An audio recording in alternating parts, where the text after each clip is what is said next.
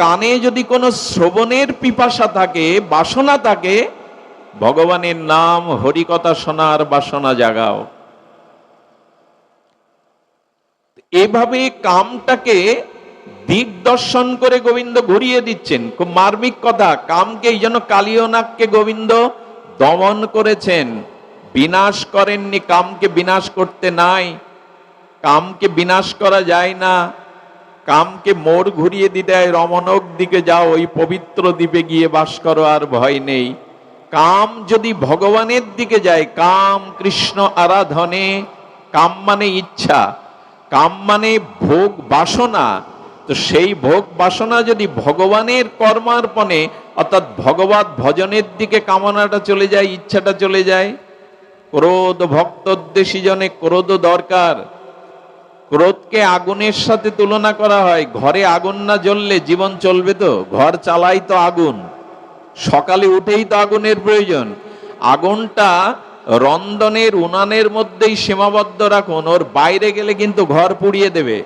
তেমনি ক্রোধটা দরকার, ক্রোধটা নিজের কুস্বভাবের প্রতি রাখুন। বোঝা গেল? নিজের যে কু অভ্যাস তার প্রতি ক্রোধ করুন না। আরে মোবাইলে আমরা ভালো ভালো ছবি ছেড়ে দেই, স্বামী স্ত্রীর সুন্দর ছবির দৃশ্য।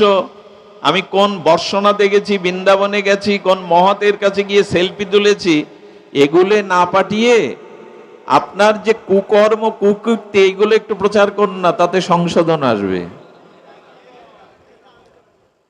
আমরা প্রচার করি ভালোটা। ক্রোধ যদি দেখাতেই হয়, আমি বেলা 9টায় উঠি, ভগবানের ভজন করি না, ওই অলসতার প্রতি ক্রোধটা দেখান না। ক্ষমতা আছে বলে যাত্রার প্রতি, দুর্বলের প্রতি ক্রোধ দেখাবেন, এটি ক্রোধের জায়গা নয়। এই ক্রোধ একদিন আপনাকে ধ্বংস করবে। আজকে যাকে ক্রোধ করছেন, একদিন সেই ক্রোধ আপনার কাছে ফিরে আসবে। ক্রোধটা নিজের খারাপ স্বভাবের প্রতি করুন। ভজন করতে পারছি না, আমি ঈশ্বরের গুণকীর্তন করতে পারছি না, সেই কুস্বভাবের প্রতি, অলসতার প্রতি ক্রোধ করুন। ক্রোধের জায়গা হলো আর ভক্ত বিদ্বেষীর প্রতি, যারা বৈষ্ণব নিন্দা করে, যারা শ্রীগুরু নিন্দা করে, এই বৈষ্ণব বিদ্বেষীর প্রতি ক্রোধ দেখান। সুধীজন, এই জন্য কাম ক্রোধটাকে, আর লোভ, লোভ তো প্রয়োজন। লোভ সাধু সঙ্গে হরি কথায়। ঠাকুর নরোত্তম প্রেম ভক্তির মহারাজ আমাদের কাম ক্রোধ লোভের দিক ঘুরিয়ে দিচ্ছেন। কাম কৃষ্ণ আরাধনে, ক্রোধ ভক্ত দেশী জনে, লোভ সাধু সঙ্গ হরি কথায়। এই তো দিক ঘুরিয়ে গেল, বিষ অমৃত হয়ে গেল। এই জন্য গোবিন্দ কালীয়নাগকে বললেন চলে যাও, আর রমণক দ্বীপে গিয়ে বাস করো। কালীয়নাগ বলছেন ওখানে এসে গরুর যদি আমাকে আর গ্রাস করে। গোবিন্দ তখন অভয় মুদ্রা দিয়ে বললেন, যার মস্তকে আমার চরণ চিহ্ন আছে তাকে বিনাশ করার ক্ষমতা এই জগতে কারণেই তুমি নিশ্চিন্তে চলে যাও। যার মস্তকে, যার হৃদয়ে আমার চরণ চিন্তা আছে, তার বিনাশ কে করবে? সুধীজন, এই জন্য ভাগবত এই আনন্দময়, তত্ত্বময়, সিদ্ধান্তময় লীলাগুলিকে আস্বাদন করুন। এই লীলা করতে করতে গোবিন্দের প্রায় বৈকালিক সময় এসে গিয়েছিল। যখন গোধূলি নেমে আসছে, তখন গোবিন্দ দেখলেন ব্রজবাসীদের ক্ষুধা পেয়েছে, নিজেও তো কিছু পাননি।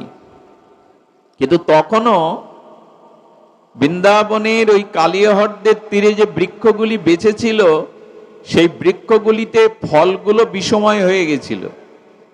এই জন্য গোবিন্দ ইচ্ছা করেই কি করলেন জানেন? ব্রজবাসীরা ক্ষুধায় যাতে বিষফল না খায়, এই জন্য ইয়া দেবী সর্বভূতে নিদ্রা রূপেণ সংস্থিতা, যোগমায়াকে দেখে ব্রজবাসীদের চোখে ঘুম দিয়ে দিলেন। গাঢ় ঘুম আসলে তখন ক্ষুধার কথাও খুব মনে থাকে না, ঘুমিয়ে পড়ে। ব্রজবাসীদের ঘুম পাড়িয়ে দিলেন যাতে বিষময় ফল তারা না খায়। এই হলো ভগবানের কৃপা। তার শরণ নিলে, তার চরণ সান্নিধ্যে থাকলে, তার নাম, তার লীলার মধ্যে নিজের মনটাকে ডুবিয়ে রাখতে পারলে তিনি বিষ আমায় দেবেন না, বিষ খেতে আমায় দেবেন না।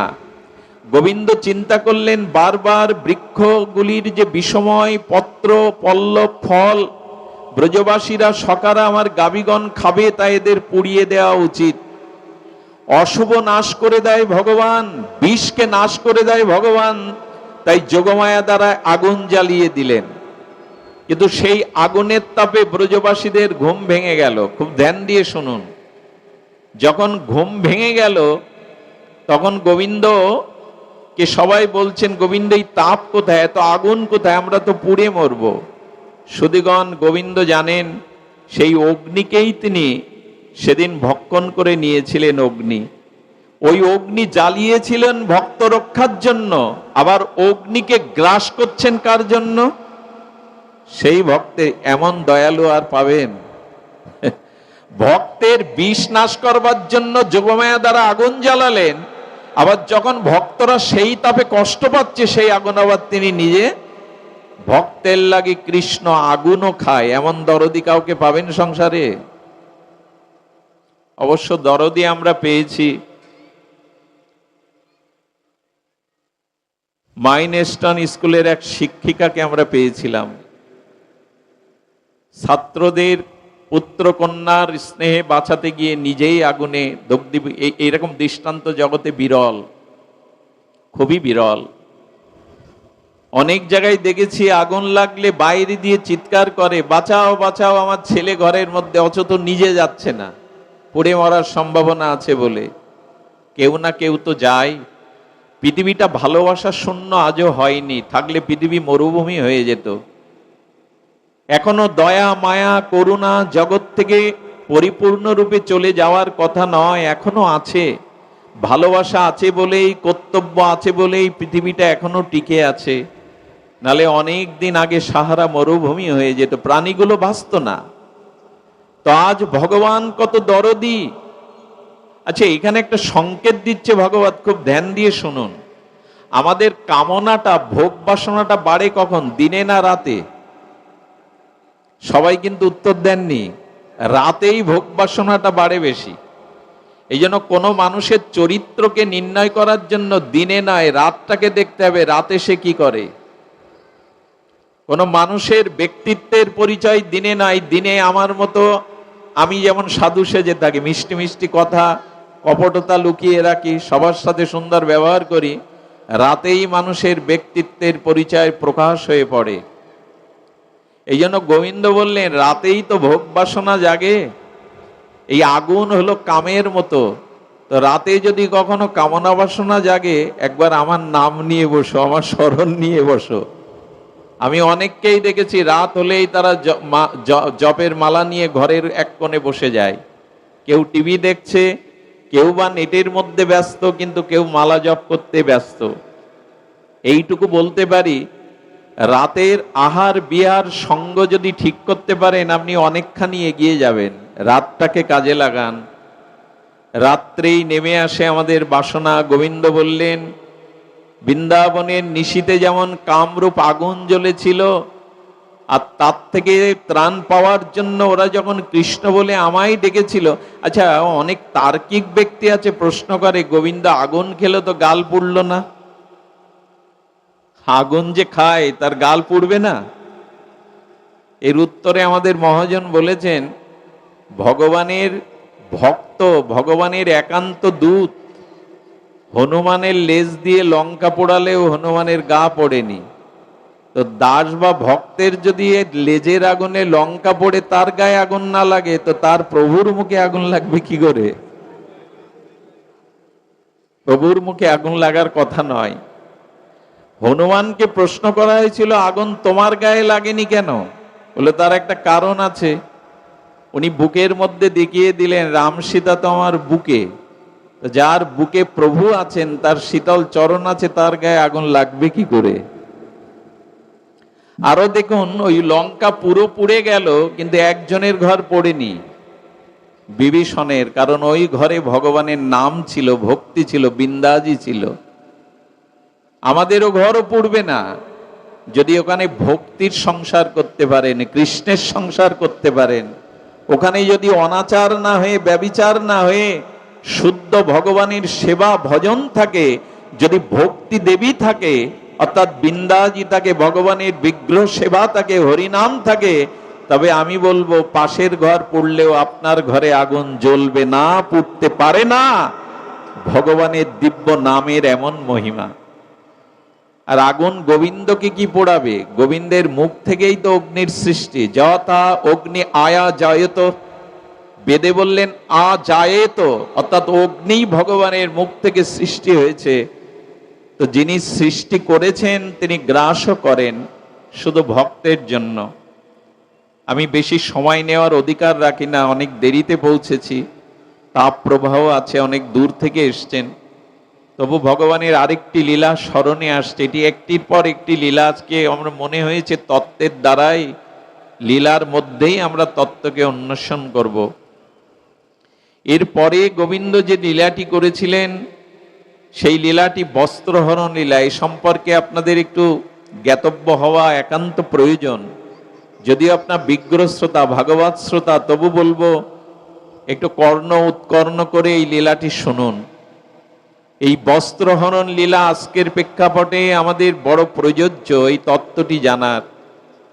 আগে আপনাদের একটু সতর্ক করে দেই, বস্ত্রহরণ লীলাটি হলো মায়াহরণ লীলা।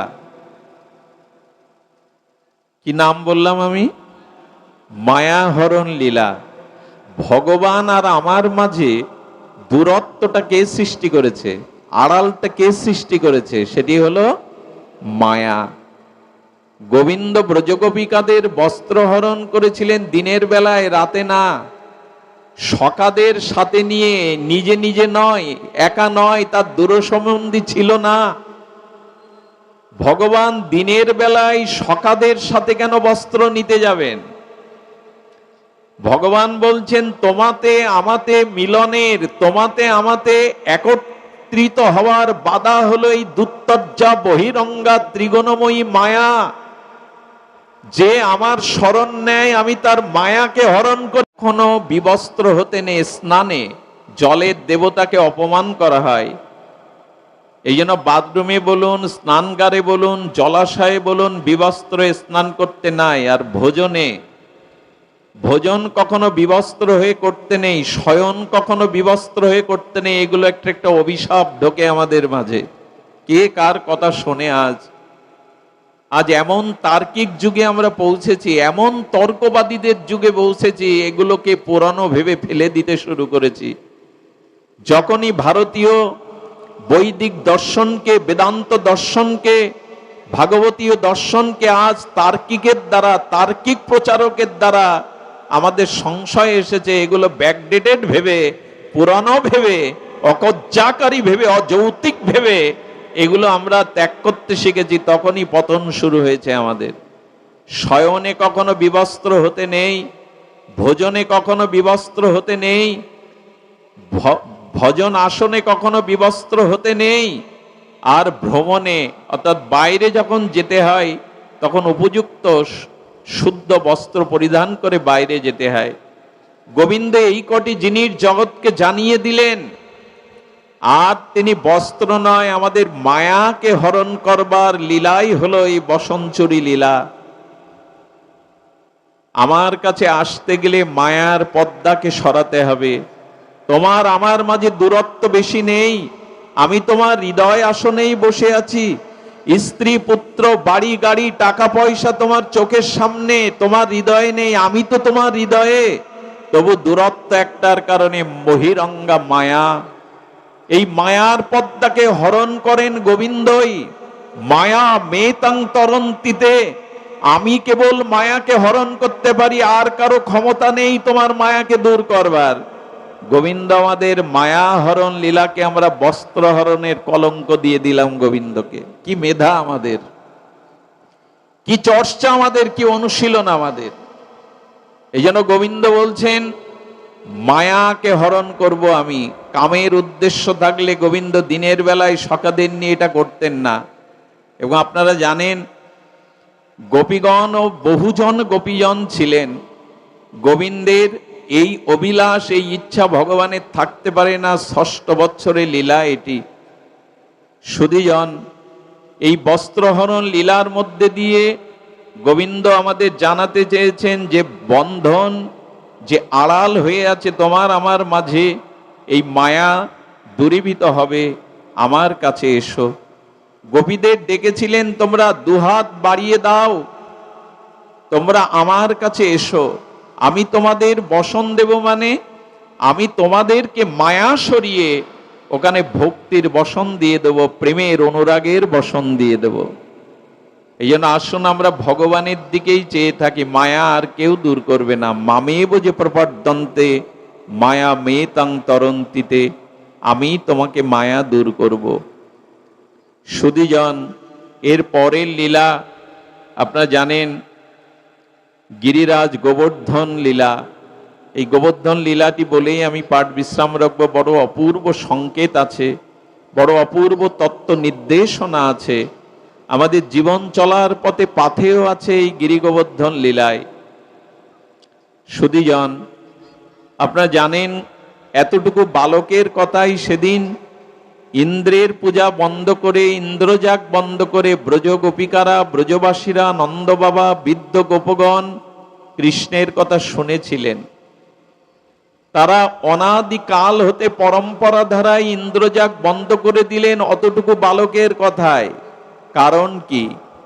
আমি আপনাদের একটু কৃপা করে শ্রবণের জন্য অনুরোধ করছি। এর কারণ হলো, গোবিন্দ বলতে চেয়েছেন, এখান থেকে 5000 বছর আগে গোবিন্দ আজকের দিনের পৃথিবীর প্রেক্ষাপট দেখে বলেছিলেন, বৃক্ষকে বাঁচাও, পর্বতকে বাঁচাও, পাহাড় শৃঙ্গকে বাঁচাও। যেখানে বনাঞ্চল, যেখানে পাহাড়, যেখানে প্রকৃতি, সেখানে অন্য পূজা করা লাগবে না, বৃষ্টি এমনি আসবে, বাতাবরণ সুশীতল থাকবে, আর পৃথিবী বা দেশের ভারসাম্য থাকবে। আজ গাছ লাগাও, পরিবেশ বাঁচাও বলে বিশ্ব চিৎকার করছে, আর পৃথিবীর ওপরে যে বিরূপ এই যে প্রতিক্রিয়া চলছে, এই 5000 বছর আগে ভগবান গিরিরাজকে স্বয়ং দেবতা, স্বয়ং ভগবান রূপে পূজা করতে নির্দেশ দিয়েছিলেন। আজকের স্লোগান 5000 বছর আগে আমাদের গোবিন্দ দিয়ে গেছেন, আমরা সে কথা স্মরণ করিনি।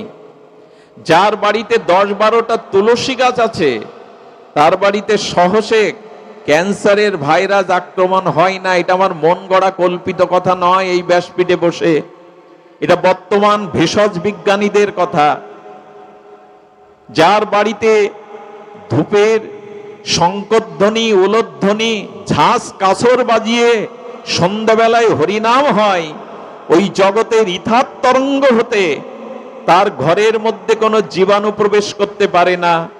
হরিনামের ধ্বনি, খোলকত্তাল কাসর ধ্বনি, শঙ্করধ্বনি, মঙ্গলময় উলুধ্বনির ওই শব্দের তরঙ্গে, ওই আকাশ থেকে ইখার তরঙ্গে সন্ধ্যায় সূর্য অস্ত গেলে যে জীবাণুগুলো প্রবেশ করে, সেগুলোর মধ্যে প্রবেশ করতে পারে না।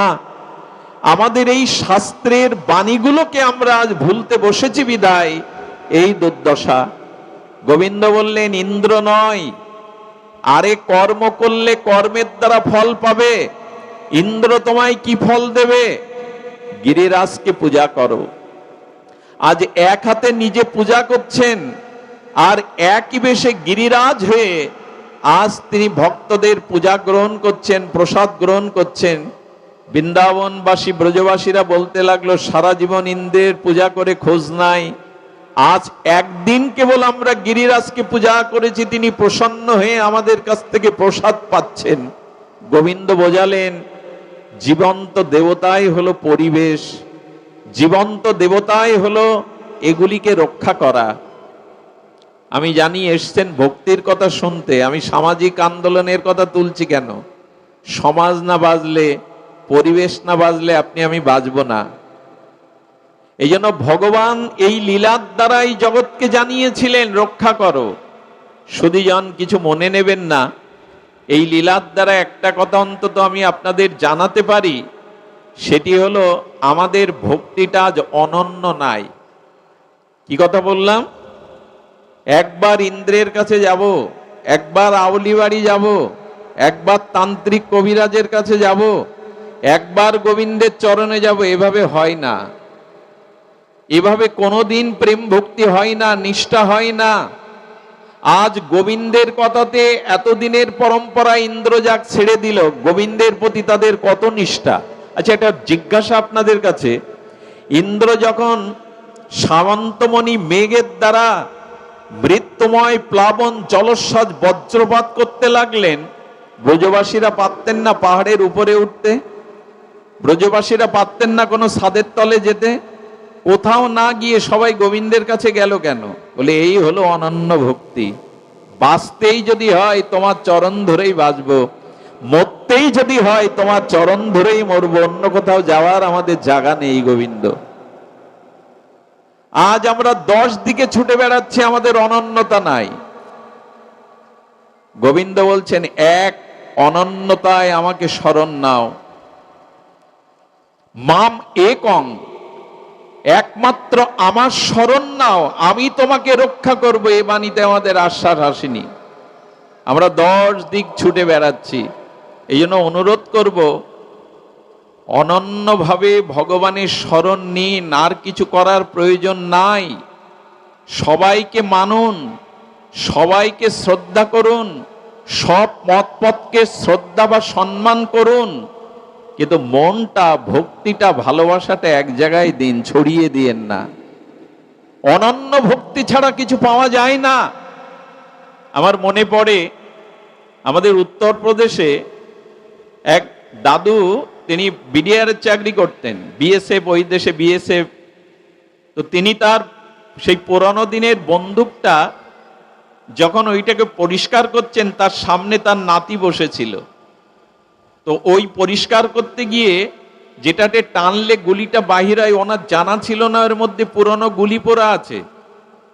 তো যখন উনি ওটা টেনেছেন, সামনে দেখতে পেয়েছেন নাতিকে, মুহূর্তের মধ্যেই উনি ছিলেন কাটিয়া বাবার আশ্রিত সন্তান। হে কাটিয়া বাবা, উদ্ধার করো। গুলি করার সাথে সাথে ওর বুকে লেগে পড়ে গেল। কাঁদতে কাঁদতে পরিবারের সবাই যখন আসছে ওকে বুকে নেওয়ার জন্য, তখন দেখছে বুকে গুলি নয়, গুলিটা দেয়ালে গিয়ে ওখানেই পড়ে আছে। কাটিয়া বাবার কাছে গেলে বলেছিল, তোদের জন্য মাঝে মাঝে গুলিও হজম করতে হয় আমাকে। কাটিয়া বাবা এমনি করেই তাদের রক্ষা করেছিলেন। আজ বৃন্দাবনবাসী গোপীরা ইন্দ্রকে ডাকেনি, ইন্দ্রের কোপে বজ্র বৃষ্টি প্রলয় করছেন সামন্তমণি মেঘের দ্বারা, কিন্তু কারো কাছে যাননি, উঁচু পাহাড়ে যাননি, কোনো বৃক্ষতলে আশ্রয় নেননি, কোনো ছাদের তলে যাননি। আমি আপনাদের অনুরোধ করব, যখনই সংকটে পড়ি আমরা, যখনই বিপদে পড়ি, যখনই জীবন সংকটে পড়ে, আমি আপনাদের কাছে নিবেদন করব, অনন্য গতিতে, শরণাগতিতে এক ভগবানকে শরণ নিন। ভগবান আপনাকে রক্ষা করবেই। আজ আমাদের এই মন্ত্রটি নিতে হবে, অনন্য শরণাগতির দ্বারা ভগবান অবশ্যই তাকে রক্ষা করবে। কাশীতে এক সাধক ছিলেন, তিনি ভগবান শিবের আরাধনা করতেন।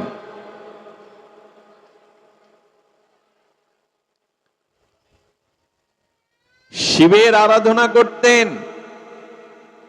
2-3টে তার সন্তান, তার স্ত্রী বলছে, শিব শিব করছো, তোমার ঘরে কিছু নাই, আর এই বুভুক্ষ ক্ষুধার্ত সন্তানকে মা হয়ে কি সান্ত্বনা দেব, কিছু উপায় করো। নীরবে নিভৃতে বলেছেন, ভগবান শঙ্করই আছেন, আমি অন্য কিছু জানি না।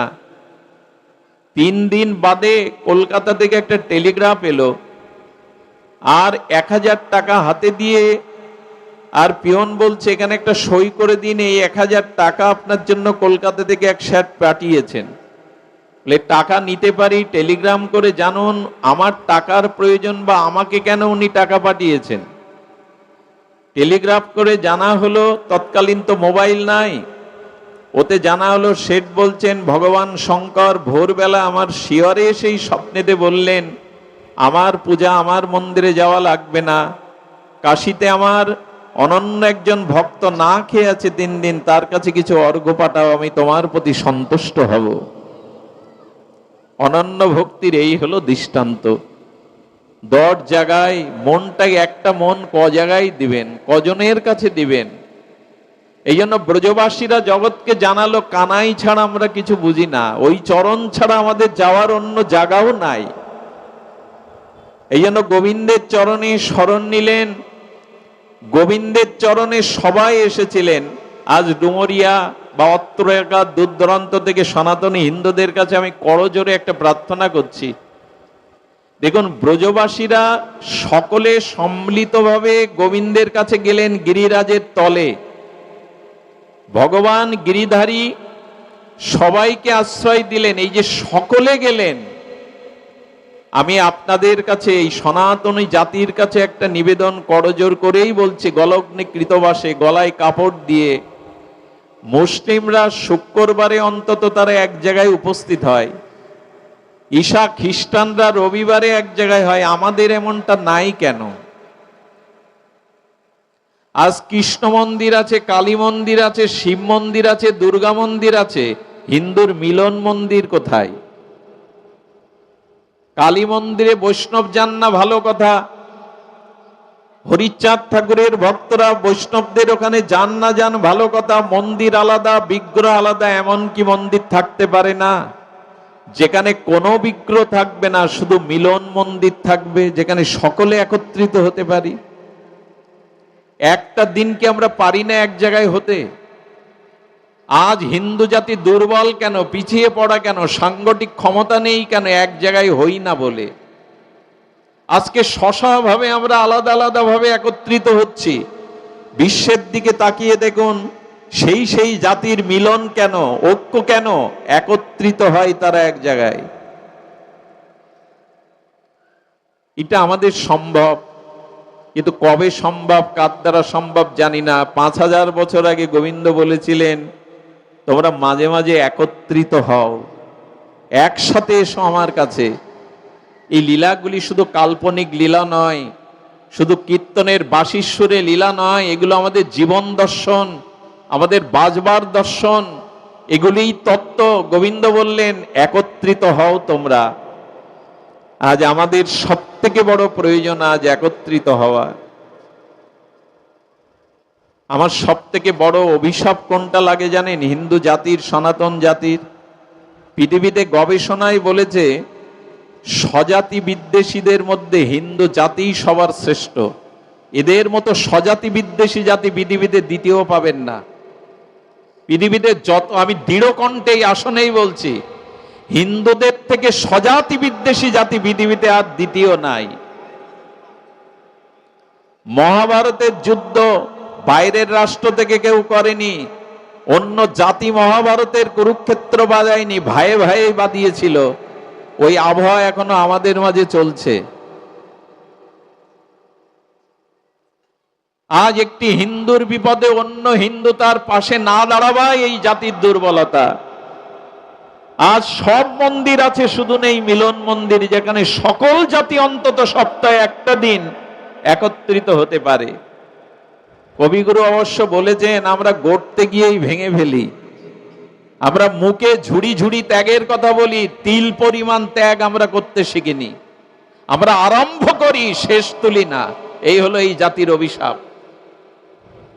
আমরা 100টা ছেলে নিয়ে গীতার স্কুল খুললে 1 বছর পরে 50টাই নেমে আসে, 2 বছর পরে 25টা, 3 বছর পরে আর সে বিদ্যালয় চলে না।